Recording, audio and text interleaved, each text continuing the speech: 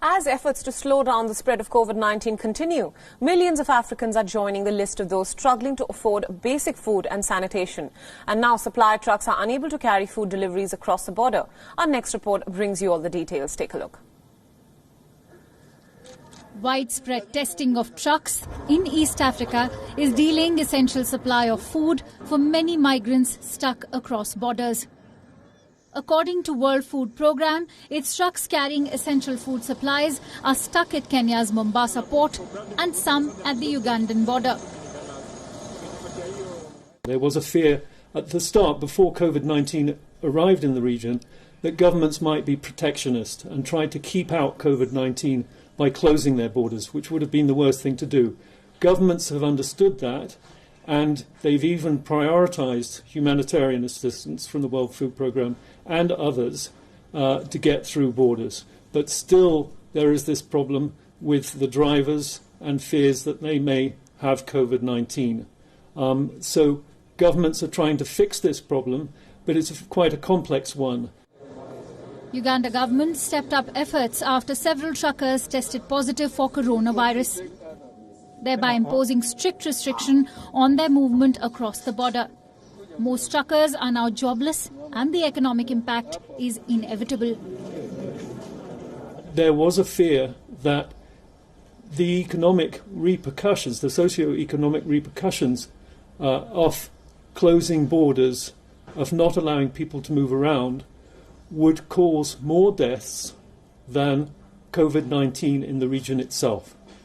So the economic impact will be huge. Already we've seen millions of people in the urban slums in Nairobi alone losing their job. The World Food Programme says border paralysis has done more harm than good. Governments need to find a solution to this crisis. It needs to be a comprehensive approach, and drivers' concerns need to be taken into account. And I think governments will work away at this one and make it smoother. As COVID-19 cases spike in Africa, there's likely to be a huge impact on the already fragile food security situation in the region. Bureau Report, WION, World is One. A roadside bomb in Afghanistan's capital, Kabul, killed a television journalist and a driver. Yesterday, at least 6 people have been badly injured in the incident as well. The targeted bomb struck a minivan carrying 15 employees of a private Afghan television channel in Kabul. Visuals from the site show a white minibus with extensive damage to its front. It is the second such attack targeting journalists of a private media outlet in less than a year. In August 2019, 2 passers-by were killed when a sticky bomb, that is, a type of homemade explosive attached to vehicles with magnets, struck the channel's van. According to the media freedom group Reporters Without Borders, the Taliban and other militants have repeatedly targeted Afghan journalists, killing 15 in 2018, the deadliest year yet for the Afghan media. The Taliban has, however, denied any responsibility for the latest attack. Afghanistan is one of the world's deadliest places for journalists. The local journalists face many risks covering the country's decades-long conflict. The latest attack comes just after violence resumed after a 3-day ceasefire. 14 Afghan soldiers had been killed near Kabul in a deadly attack. Our correspondent Mustafa Kazemi has sent us this ground report from Kabul. Listen in. Another black day for the Afghan media here in Afghanistan. This van belonging to a private television network was bombed just an hour ago by a magnetic IED strapped to the front of the vehicle. As the vehicle was taking the personnel of a private television network back from their office to their home at the end of the working day, it exploded midway, killing 2 people, one of them being a TV anchor and another a technician. And 6 people, including journalists and a female anchor, have been wounded.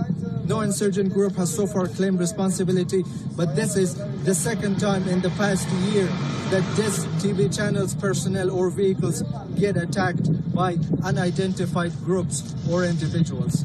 This is Mustafa Kazemi for WION in Kabul. World is One.